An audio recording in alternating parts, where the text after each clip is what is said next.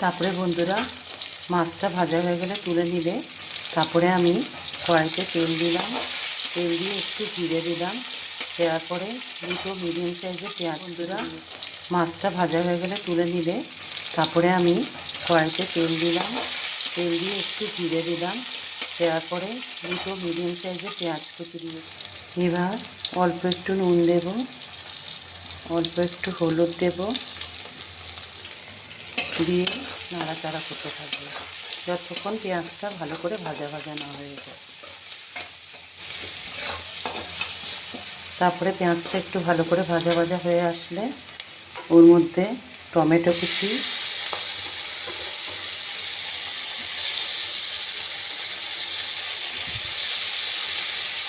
কাঁচা লঙ্কা কুচি, আর যারা বেশি ঝাল খান তারা কটা কাঁচা লঙ্কা চিড়েও দিতে পারেন।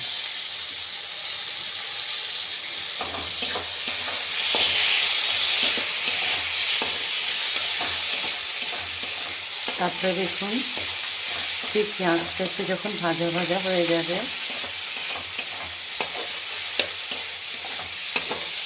তখন আপনারা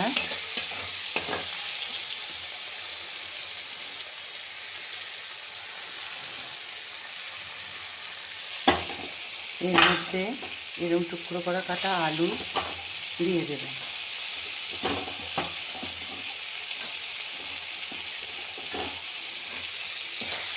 আলুটা দেওয়ার পরে একটু ভালো করে নাড়াচাড়া করে নেবেন।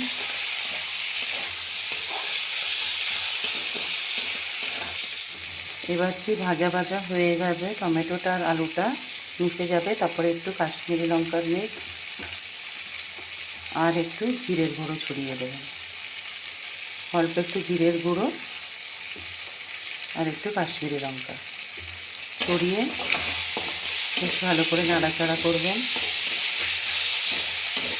এরপরে দেখবেন যখন আলুটা বেশ ভাজা ভাজা হয়ে যাচ্ছে তখন আপনারা এর মধ্যে এই দেখুন বন্ধুরা মোরলা মাছের চচ্চড়ি রেডি টু ইট।